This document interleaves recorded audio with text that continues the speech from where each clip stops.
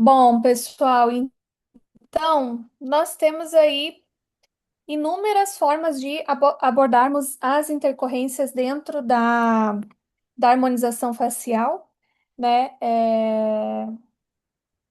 Com certeza dá para a gente fazer várias aulas sobre isso, né? É, Nessa aula de hoje, eu resolvi focar um pouquinho. é, na incidência principal, tá? Dos efeitos adversos que nós mais encontramos, com preenchimento facial, tá?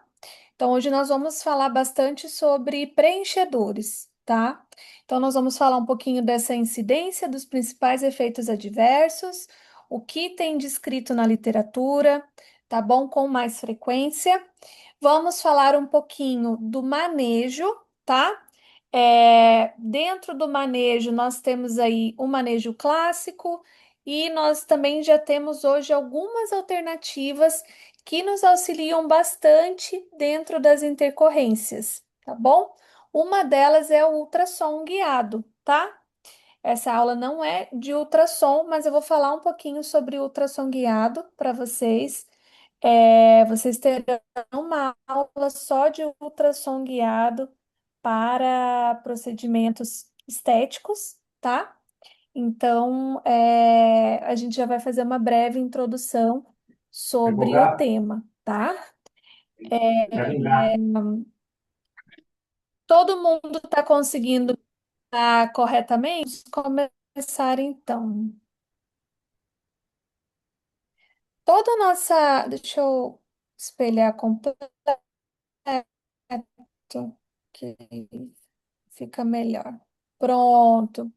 Toda a nossa aula, ou pelo menos parte dela, grande parte dela, ela foi baseada aí no nosso último artigo publicado, tá?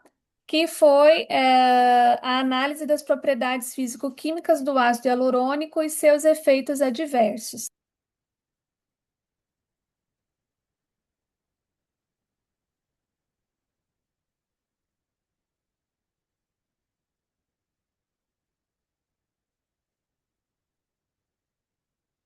Prontinho, gente.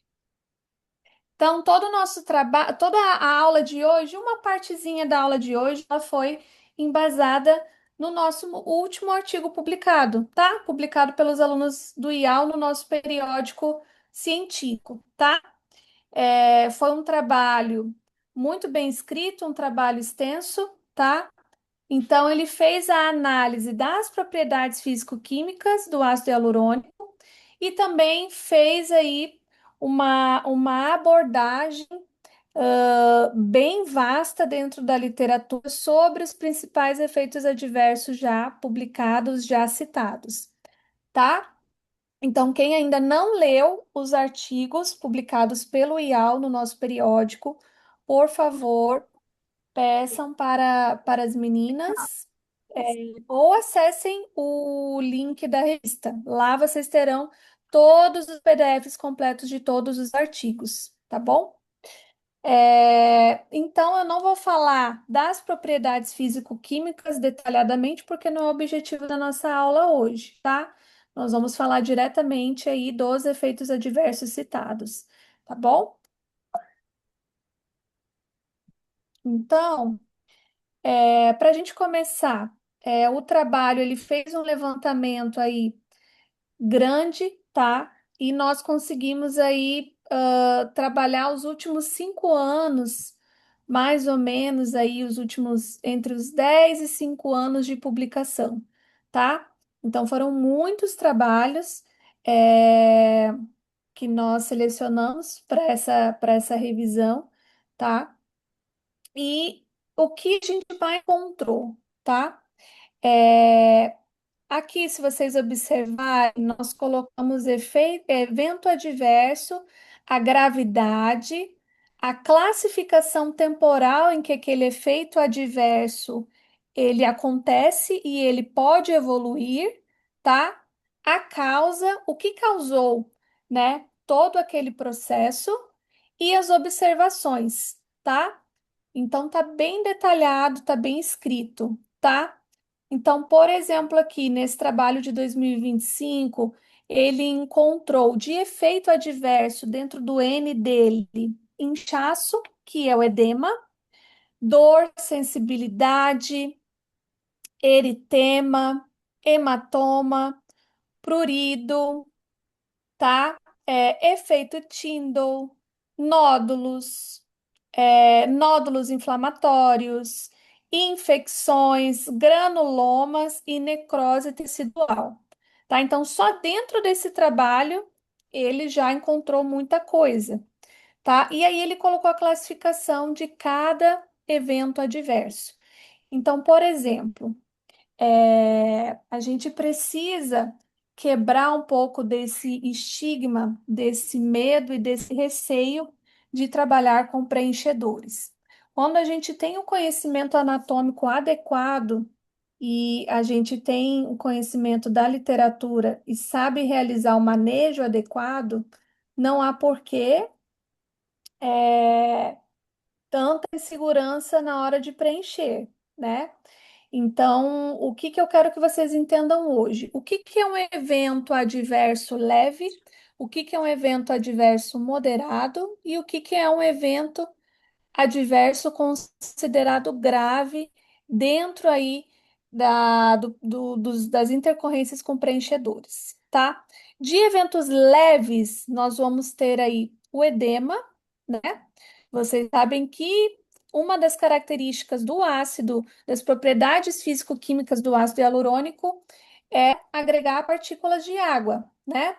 Ele é um produto hidrofóbico ou hidrofílico? Alguém saberia responder aí para mim no chat? Acredito que todos saibam, né, gente? Tô olhando aqui. Então, o ácido hialurônico ele tem algumas propriedades, tá? Isso, muito bem, muito bem. Então, ele vai agregar água, ele vai ali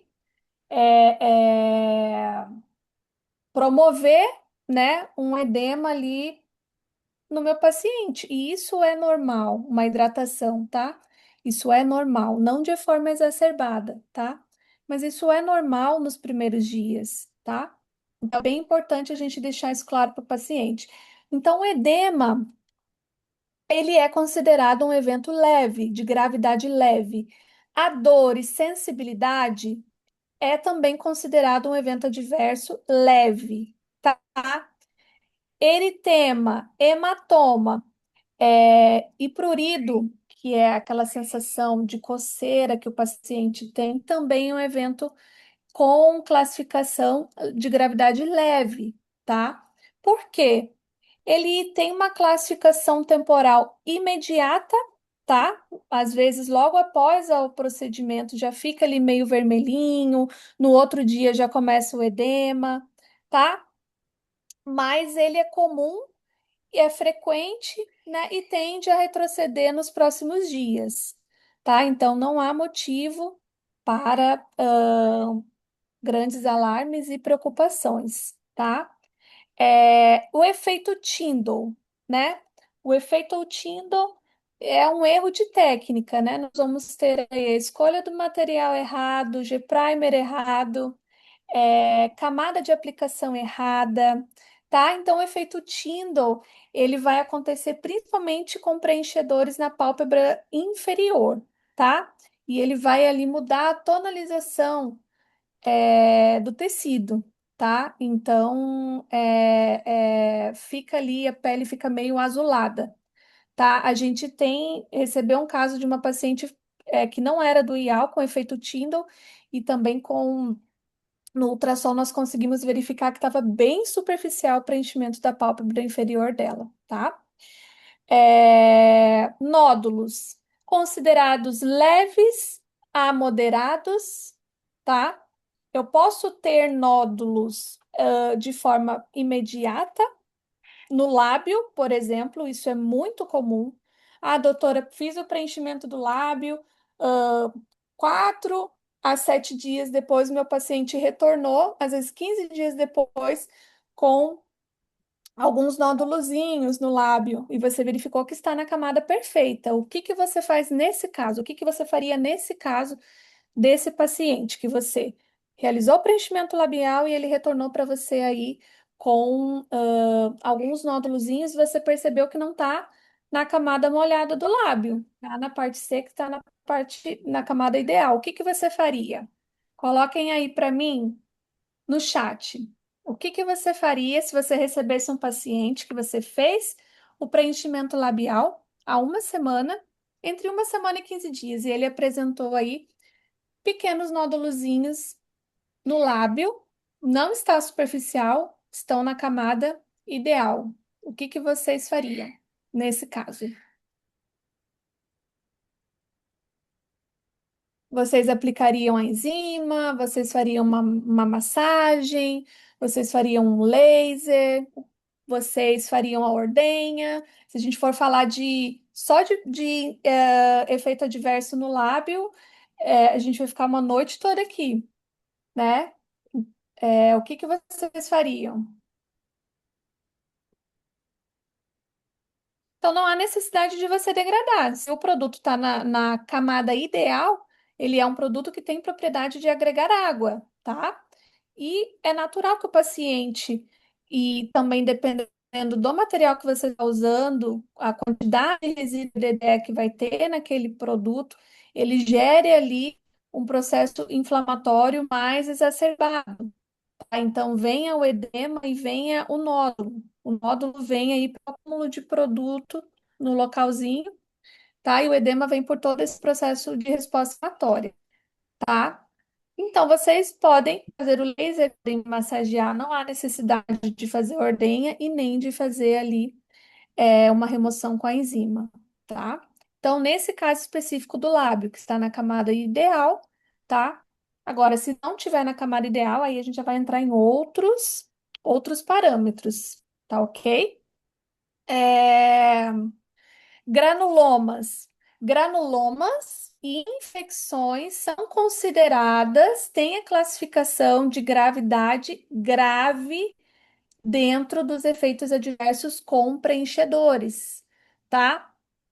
Eu posso, por exemplo, uma,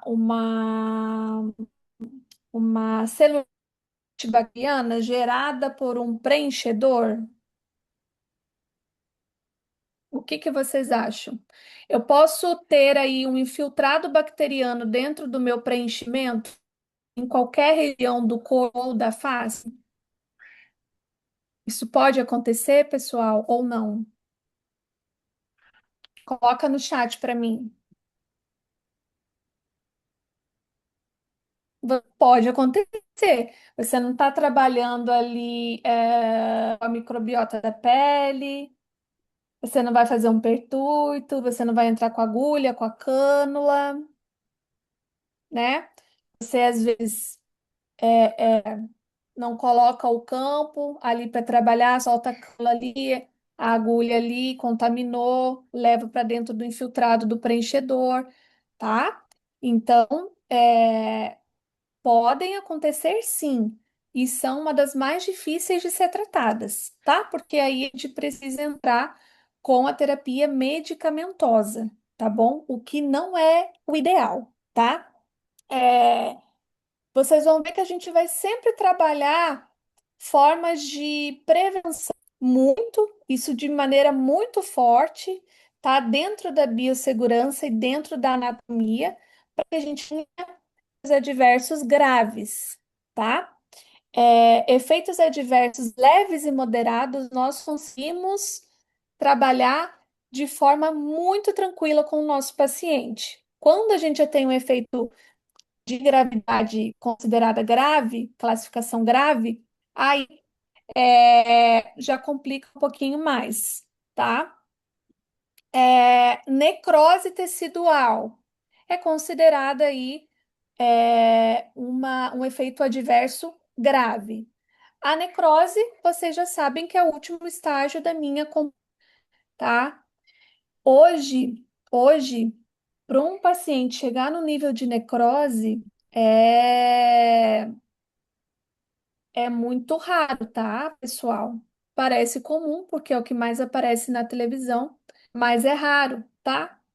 Quando a gente tem todo o protocolo e segue o que é ensinado, tá? No IAL, nós nunca tivemos nenhum tipo de intercorrência com preenchedores, nunca tivemos intercorrências com fios, com bioestimuladores, com nenhum procedimento, tá? O que nós tivemos é o esperado, eventos adversos leves, e isso vai depender da fisiologia do meu paciente, do material que eu estou utilizando, bem, tá bom? ETIP, edema tardio intermitente. Ele é considerado leve a moderado, tá? O ETIP, ele pode acontecer 6 meses pós o meu preenchimento, um mês pós o meu preenchimento, no pós o meu preenchimento, tá? O ETIP nada mais é do que a ativação do meu sistema imunológico para o resíduo de agente reticulante que ficou ali no meu tecido, tá? Eu não estou reagindo ao material ácido hialurônico, porque provavelmente ele já foi degradado, tá? Um ano após. O que vai ficar é o resquício do agente reticulante. Alguém sabe que é o agente reticulante? Coloca aí para mim no chat.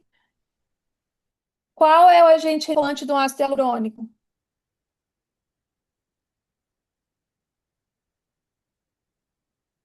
O agente reticulante do ácido hialurônico. Eu sei que tem muitos alunos que ainda iniciaram após. Eu gosto de interagir bastante com vocês, tá? É o BDDE, tá, pessoal? Então, olha lá, ó. Perfeito, é o BDDE, tá? Então, é o seguinte. Vamos supor que você fez um full face com 10 ml no seu paciente, tá? Não existe hoje no mercado nem material isento de resíduo BDDE. Todas as marcas têm resíduo BDDE. Algumas passam por processo de filtragem maior do que outras, tá? Então, todas têm resíduo BDDE. A quantidade de resíduo que você vai deixar no seu paciente é muito grande. Então, a chance de um paciente que fez um face com 20 ml ter um edema tardio é muito grande, tá? Assim como o paciente que fez um MLT também, tá bom? Vai depender aí da fisiologia do meu cliente. O que que pode ativar essa resposta inflamatória ao meu agente reticulante? Por exemplo, processos virais, bacterianos, gripe, sinusite, virose, qualquer alteração imunobiológica que o meu paciente venha a sofrer, tá bom? Então, eu vou ter essa alteração. Como eu vou tratar o ETIP? Licença, professora, tá travando muito. Geralmente a gente entra bem, tá? Então, tá travando? Eu vou trocar aqui a internet, peraí. Tá travando. Só um momentinho.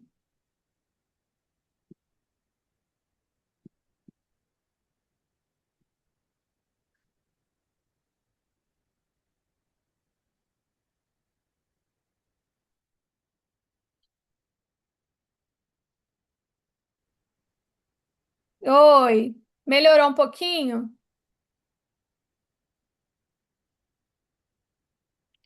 Tá melhor ou tá travando ainda, gente? Melhorou.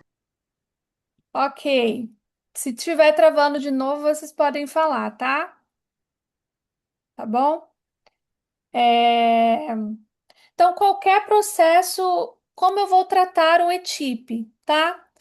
Corticoides e antihistamínicos, tá bom? A dosagem, as indicações a gente passa para vocês no módulo de. Ai, eu interrompi a gravação. No módulo de preenchedores, tá? Retomar. Tá. Senão os colegas ficam sem assistir. E aí a gente tem também perda visual, perda parcial da visão é considerado um efeito grave, tá? E ele é ocasionado aí pela oclusão vascular, tá? Edema unilateral pode acontecer também. Ah, doutora, fiz um preenchimento de mandíbula. Meu paciente está inchado só de um lado, do outro não. É normal, pode acontecer, tá? Fiz o preenchimento no lábio. Só o lábio superior está inchado, o inferior não. Pode acontecer, tá? Então, edemas unilaterais, né? Eles são possíveis, tá bom? Não quer dizer que porque você preencheu os dois lados vão ficar com edema, tá? Isso pode acontecer também. Eu tenho a perda parcial da visão, eu tenho edema unilateral, que é considerado moderado, eu tenho a perda visual, que é considerado gravíssimo, tá? Então, provavelmente esse paciente não vai ter ali uma reversão daquele quadro, tá? Que mais que a gente vai ter? Diminuição da acuidade visual, tá? Então, é como se o paciente tivesse uma perda parcial também, tá? Então, tudo que é irreversível para o meu paciente, ele se torna gravíssimo para o profissional que está atuando, tá? Então, hoje, eu quero que vocês mentalizem o quadro de classificação da gravidade, os principais efeitos adversos encontrados, citados na literatura, para que vocês, quando aconteceu, quando vocês estiverem com um paciente assim, vocês lembrem e saibam o quão grave é o que está acontecendo com o paciente, tá? Então, dentro do levantamento da análise que foi realizada em todos os artigos publicados nos últimos 10 anos, o trabalho encontrou aí muito ETIP, edema tardio intermitente, perda visual. Foi um dos achados mais publicados na literatura. E aí a gente entra num viés científico, né? É, Ninguém quer publicar trabalho sobre edema. Vocês concordam? Edema não é evento leve? Edema é um evento leve, né?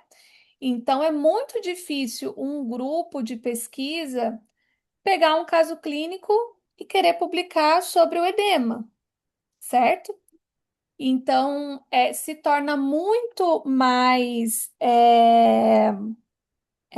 especial a publicação de uma perda visual, por exemplo, irreversível, do que de um edema. Por isso que, quando a gente realizou a análise, a gente encontrou uma quantidade de citações para perda visual muito elevada, tá? A gente sabe que as citações de edema, elas são muito maiores porque elas são comuns.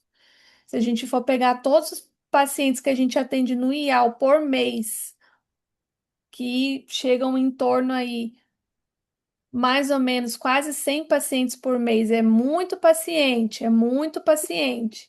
E a gente for fazer uma estatística de todos que apresentaram eventos leves com preenchedores, a nossa estatística vai lá em cima, porque são eventos mais comuns, por isso eles não são tão publicados, tá? Então, não quer dizer que o evento mais frequente de intercorrência com preenchedores seja a perda visual. Todo mundo consegue entender isso? Alguém não entendeu isso? Só responde aí no chat para mim, por favor.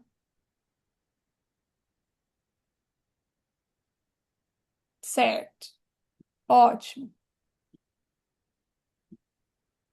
Isso. Isso. Então tá ótimo, tá? Eu gosto de deixar bem claro por quê. Senão vocês vão achar que o evento mais comum é a perda visual, e não é, tá?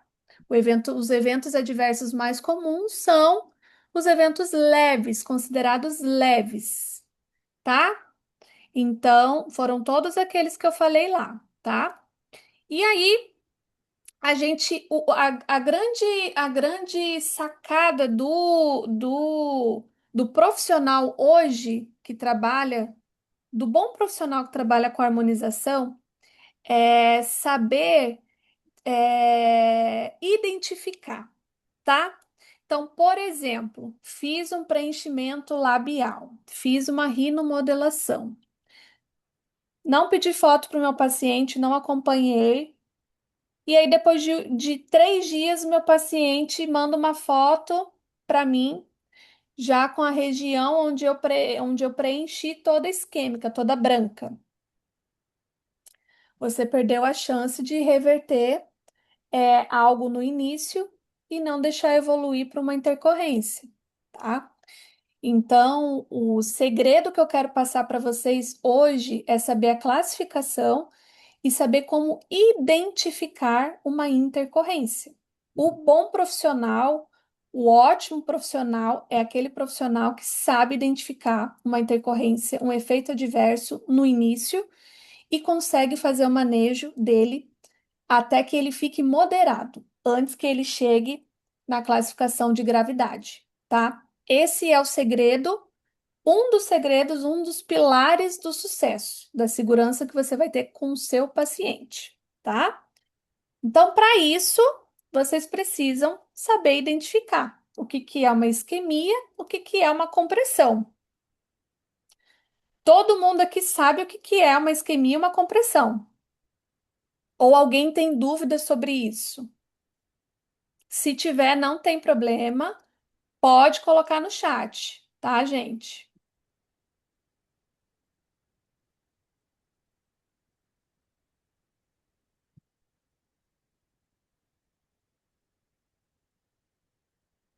É exatamente, ó, a Daniele colocou no chat. Fico assustadíssima com o que tal profissional mostra, só mostra coisa terrível.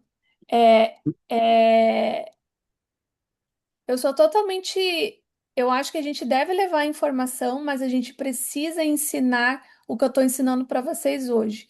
Saber classificar, saber identificar, até chegar à fase moderada. E isso ninguém faz, tá, gente? Mostrar caso clínico feio, horrível, eu posso trazer 1 milhão para vocês aqui e colocar. Mas o que eu quero trazer para vocês hoje aqui é algo diferente, tá bom? Isquemia e compressão. A isquemia é a redução ou interrupção do fluxo sanguíneo, ok? Compressão vascular. Quando eu vou exercer uma pressão externa sem interromper o fluxo ali do meu vaso, da região que eu tiver, tá? Então eu tenho uma pressão na paredezinha do meu vaso, tá? Finge que isso aqui é o meu vaso, eu tenho uma pressãozinha aqui, ó, diminuir o fluxo, tá? Mas eu não interrompo ele totalmente. Isso é uma compressão, ok? Alguém não entendeu isso?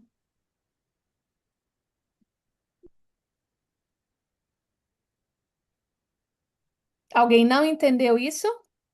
Então vamos lá.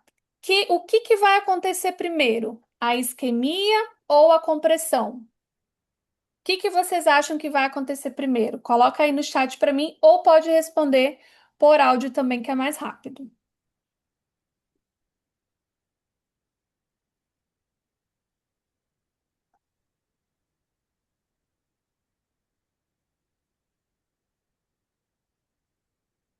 Então, o que vai acontecer primeiro é a minha compressão, tá, pessoal? A compressão. Porque na compressão eu tô exercendo uma força na minha parede do meu vaso, ó, mas eu ainda tenho ali um canalzinho onde o fluxo está acontecendo, mesmo que ele seja muito pequeno, ok? Depois vem a minha isquemia, que aí é a interrupção total fluxo, do meu fluxo sanguíneo, tá? Então, olha lá, o que que vai acontecer? Ah, doutora, como eu vou saber se é uma compressão, se é uma isquemia, tá? A isquemia é uma fase da compressão, tá bom? Então, vamos lá. Quando eu vou analisar o meu paciente de forma clínica, tá? Eu tenho algumas características que eu preciso observar, tá bom?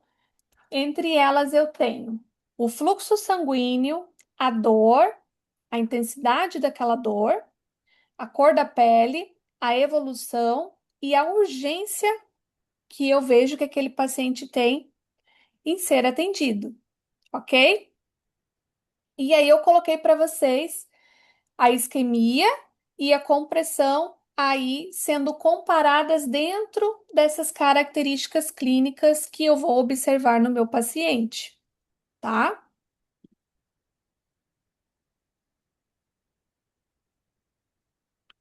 Isso. Aí, o que que vai acontecer? O que que vai acontecer aqui?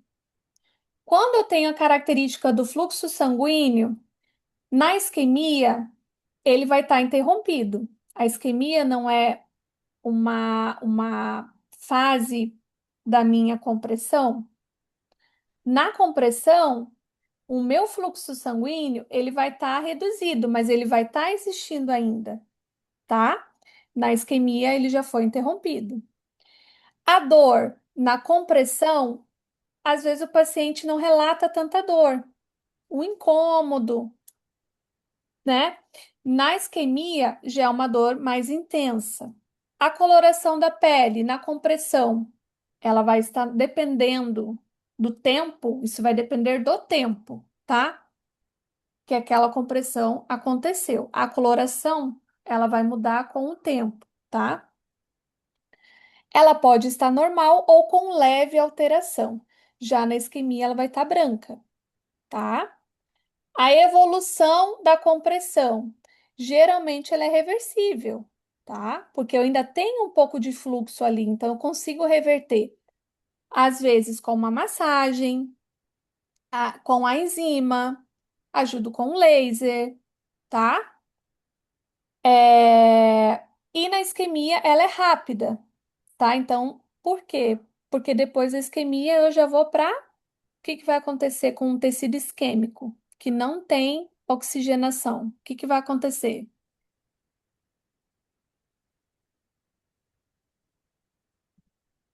Ele vai necrosar e é rápido. Não vai demorar uma semana. É 24 horas, 12 horas, tá? Urgência. A urgência da compressão é acompanhar. Poxa, eu vi que tá começando ali a ficar isquêmico, eu vi que tá muito inchado, o paciente já tá reclamando um pouco de dor, tá? Eu já vou entrar com manejo ali, tá? Agora, pós-isquemia, aí a gente não pode mais fazer as técnicas de manejo iniciais, que é a hialuronidase, a massagem, a gente já vai ter que entrar aí com medicação, câmara hiperbárica, enfim, vários outros protocolos, tá bom? Então, isso é muito importante. Vocês realizarem a identificação clínica do nível daquela compressão, do fluxo sanguíneo, da dor, da coloração da pele. Faz ali a compressãozinha, vê se está vascularizando, vê quanto tempo, quantos segundos demora para voltar, tá? Isso é muito importante. Todo mundo entendeu isso aqui?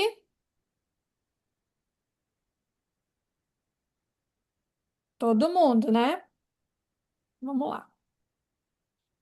E aí, ó, pessoal, eu vou ter os estágios da pele, tá? De uma oclusão. O que que vai acontecer com o meu tecido quando eu tenho ali, né, uma redução do meu fluxo? Primeiro, eu vou ter a palidez, tá? Porque eu vou ter ali. é uma redução de todo o fluxo, tá? Eu vou ter livedo, que é o acúmulo de sangue já sem oxigênio, tá? E aí, depois do livedo, gente, depois do livedo, quando você tem a pústula inflamatória, você já está ali na necrose praticamente, tá? É muito clássica a evolução, tá? Pós-pústula é muito difícil, tá? A pústula ela vai acontecer 72 horas pós-preenchimento. São 3 dias que você não olhou, você não viu foto do seu paciente, você não perguntou como ele está, tá? Então, é por isso que eu falo para vocês, hoje não se chega mais no processo de necrose, porque existe o acompanhamento pós-procedimento. E isso é muito importante, tá? Eu vou ter ali a coagulação, porque o tecido ele já não vai ter mais a oxigenação. Eu vou alterar a redução do pH do meu tecido, eu vou permitir que bactérias oportunistas se instalem ali no local, tá? E aí eu vou chegar no meu processo de necrose ali do tecido daquela região, tá? Então aqui a gente tem os estágios, ó. Como vai ficar aquele tecido, tá? Estágio 1, estágio 2, no 3, que já é ali, ó, a pústula abrindo, ó, vocês estão vendo os pontinhos brancos? O que que é a pústula? Pústula é o acúmulo de resíduo celular que o meu paciente produziu devido à ausência de oxigenação e migração celular que ocorreu naquele local, tá? Vou ter a pústula. A pústula, por sua vez, ela vai se romper, ela vai se abrir. A pústula se abre, porque ali o tecido já está sem oxigenação, então é como se ele se rompesse, tá? Então a pústula, ela vai se romper e aí eu já tenho a minha necrose, tá? Essa coloração da necrose, ela vai se alterando, vai ficando mais escurecida pelo processo de coagulação do tecido, tá? Alguém não entendeu alguma parte, alguma coisa até aqui, até o momento? Pode Alguém falar tem o 5, por favor? o 5, o E- último estágio? O Sim. 4, o 4 é a abertura da minha pústula inflamatória. Ela se abriu. O tecido ali, o tecido morto, ele está aberto. O 5 é a necrose, tá? O 5 é a necrose. 5 é a necrose, que ela vai ficando escurecida pela deposição ali de bactérias, de todo o agregado que tem ali em volta, tá? O 5 é o último estágio dentro do meu processo da compressão. Até onde a gente consegue tratar sem ter problemas, até o estágio 2, tá, pessoal? Começou o livedo já é o acúmulo de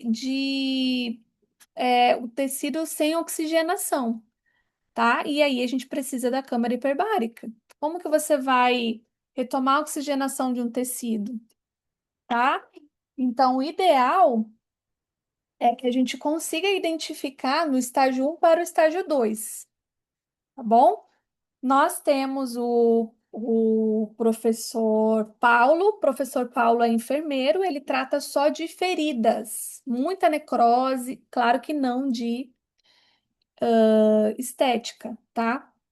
Mas é alguém que tem muita experiência nessa área também, tá? Então é super legal, tá? Eu vou agendar com ele uma aula para vocês, só para que ele possa mostrar, tá?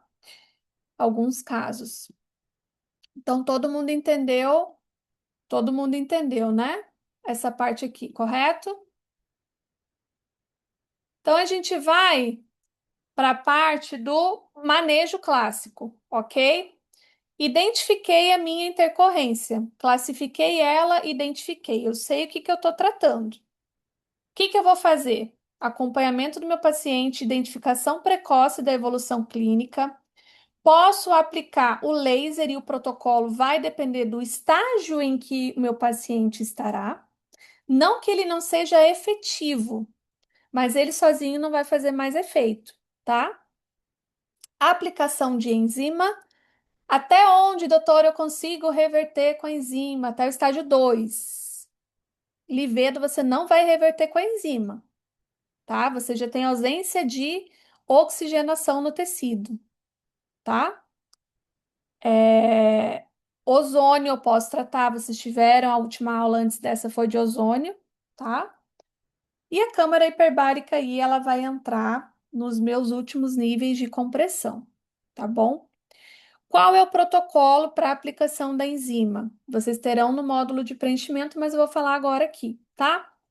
15 unidades de enzima de hialuronidase para cada 0,1 de produto injetado. Então, vamos supor que eu fiz uma rinomodelação e eu gastei 0,5 de ácido hialurônico. Quanto de hialuronidase eu vou aplicar ali no meu paciente?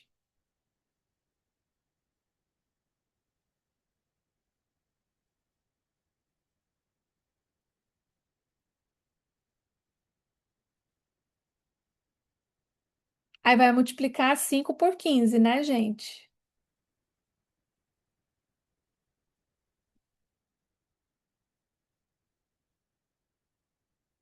Vamos multiplicar e aí vocês vão aplicar ali, não é numa única região, tá? Em todo o localzinho que vocês aplicaram o ácido hialurônico, tá? Vocês vão ver que para rinomodelação, a compressão ela evolui mais rápido, tá? Para isquemia.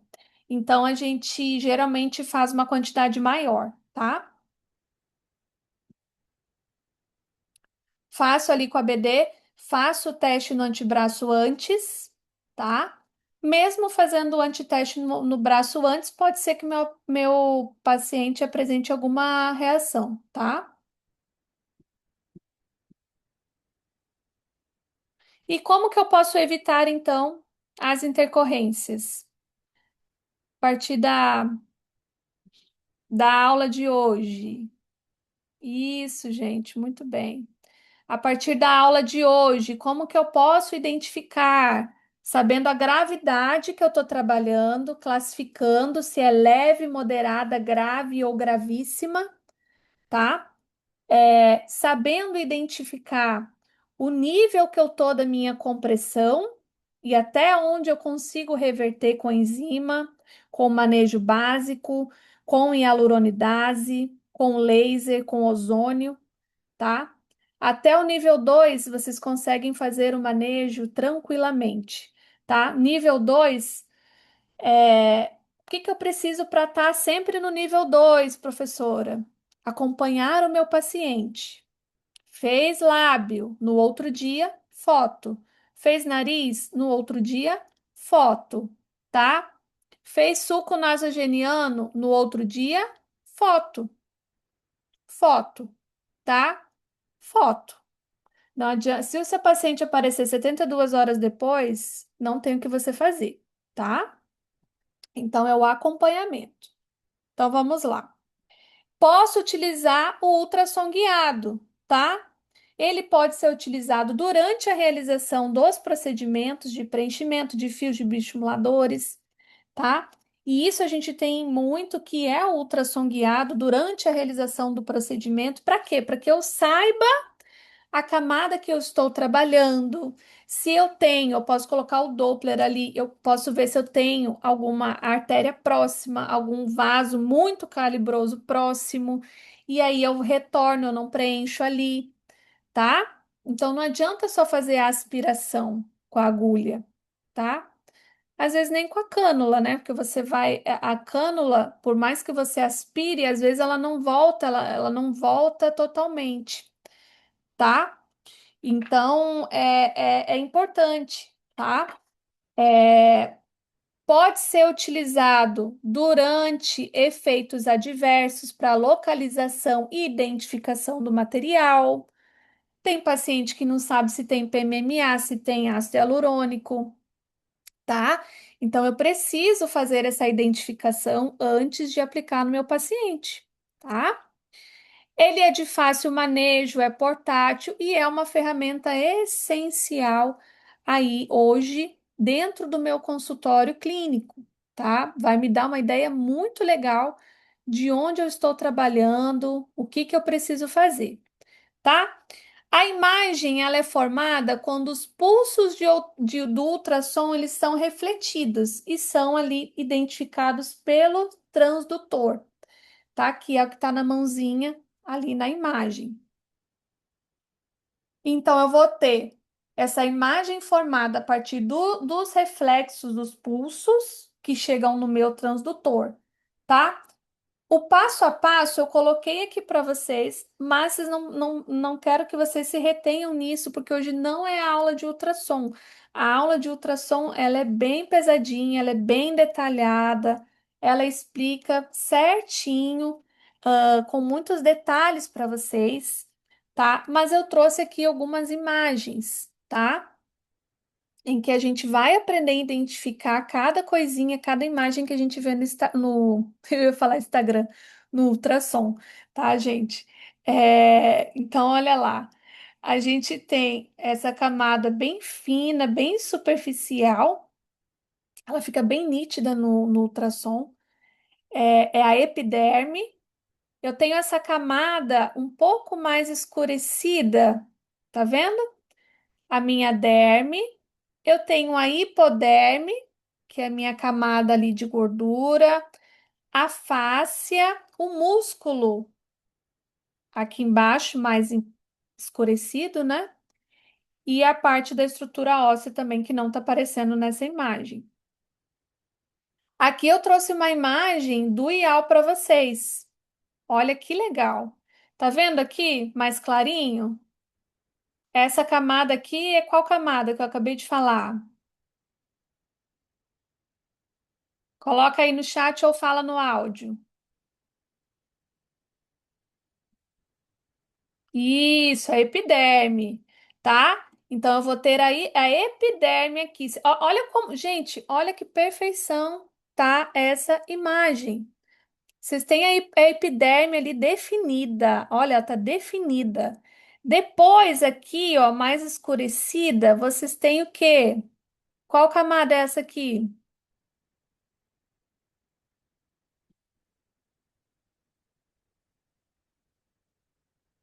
Darling tá de nota 10 hoje, hein, Darling? É a derme, muito bem, tá? Então, olha como fica definido. Olha como o ultrassom, ele nos traz uma perspectiva diferente, uma segurança maior no procedimento, tá? E aí aqui, ó, eu tenho o meu subcutâneo. Olha que gracinha. Que procedimentos eu realizo no subcutâneo, gente? Agora eu quero que vocês coloquem aí, coloca no chat para mim. Eu tenho certeza que todo mundo sabe.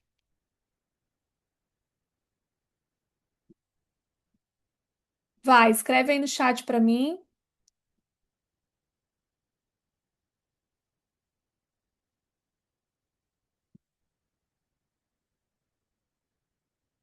Quais procedimentos eu realizo no subcutâneo? Subcutâneo.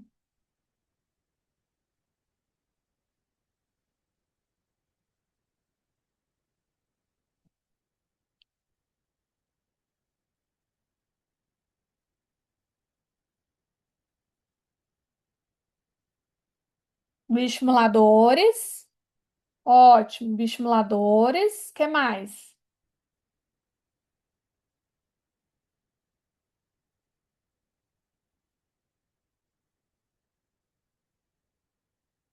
Preenchedores.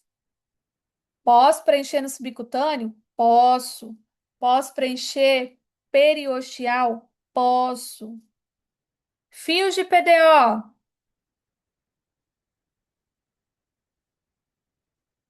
Fios de PDO é no esmalte ou é no subcutâneo?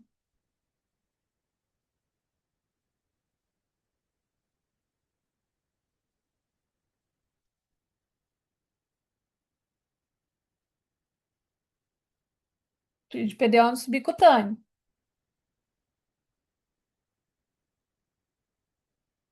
Então, eu posso fazer bioestimuladores, preenchedores, é, fios de PDO, tá bom? Nessa camadinha que vocês estão vendo aqui, ó, tá? Aqui, ó, no ultrassom, tá?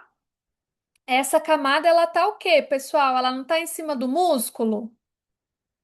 Ela tá em cima do músculo, correto? Então, que imagem é essa que eu coloquei aqui para vocês? Qual região vocês acham? Eu sei que é difícil, tá? Imaginar tudo isso na imagem de ultrassom. Então, eu vou falar. Essa imagem aqui é do lábio, lábio inferior. E esses branquinhos aqui, ó, são os dentinhos do meu paciente. Qual é a camada que eu vou fazer o preenchimento? No subcutâneo do lábio, em cima do músculo. Ó, aqui, ó. É a região mais segura que eu tenho para preencher. É onde eu não vou ter a artéria labial superior e inferior passando. Então, eu posso trabalhar com a cânula, com a agulha, tá?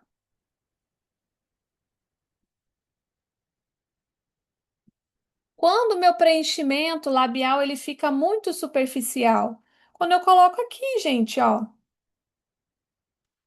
Aí chega aquele paciente para mim que eu consigo até ver o nódulozinho do ácido hialurônico, de tão superficial que tá. Aí eu só rompo aqui a epiderme com a agulha, né? E faço a ordenha, porque ele tá aqui, ó, ele tá muito superficial, tá?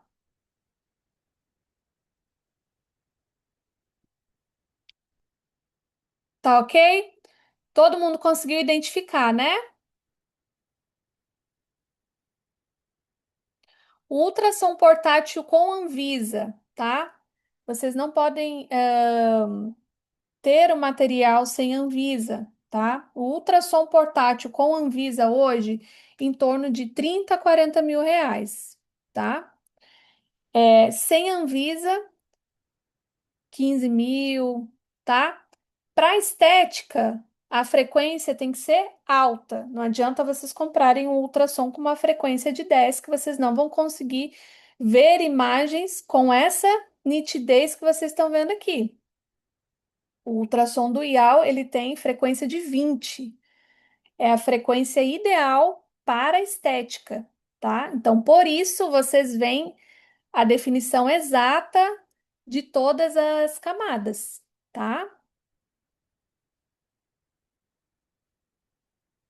Tá bom?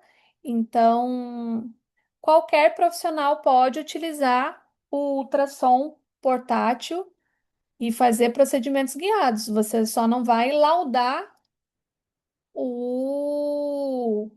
as imagens como um laudo, né?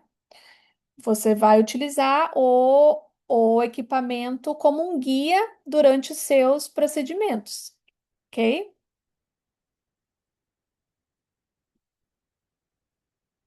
Aí aqui, ó, olha só que legal esse caso clínico do IAL, ó. Aqui nós tínhamos uma paciente que veio de outra clínica e aqui, ó, vocês estão vendo esse preto aqui? Preto, olha esse preto aqui. Não tá na derme? Responde aí para mim no grupo. Não tá na derme aqui na seta? Não tá superficial demais? Tá superficial ou não, gente? Tá superficial ou tá profundo? Pronto. Aí o que que aconteceu com essa paciente? Ela teve um edema de pálpebra inferior e teve um efeito Tyndall, tá? Porque o ácido tá muito superficial. E aí o que que a gente fez? A imagem do antes e aqui a imagem do depois. Antes de aplicar a enzima, estão vendo aqui os bolos? Depois de aplicar a enzima, aqui foi a foto, a gente fez uns 15 minutos depois. Tá vendo como o ácido já está degradando? Aqui, conseguem ver?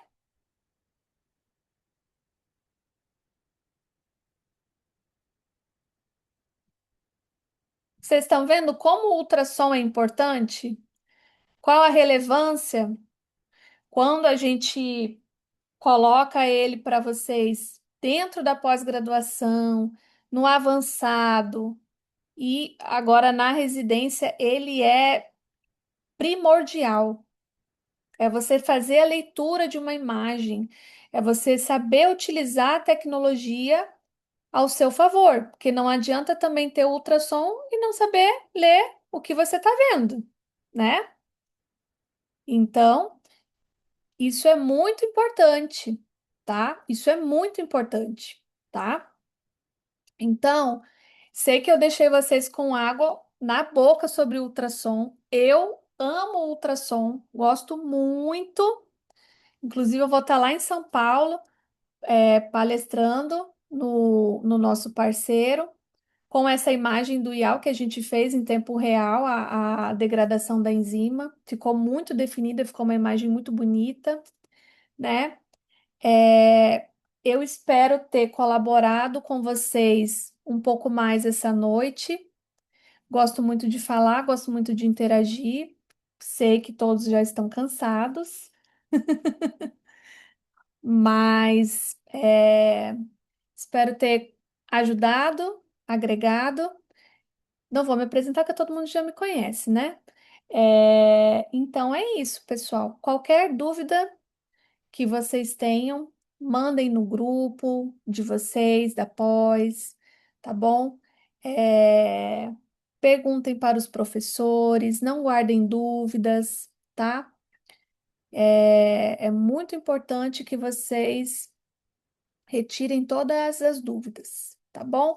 Quis trazer uma aula um pouco diferente do convencional para vocês, tá? Porque eu quero isso mesmo, eu quero que vocês comecem a pensar diferente, tá bom? Foi maravilhoso, meninas. Muito obrigado pela presença de todas. Eu vou deixar a aula gravada, tá bom? Quem não conseguiu entrar, ela estará lá na plataforma do IAL, tá? E aí nós já vamos subir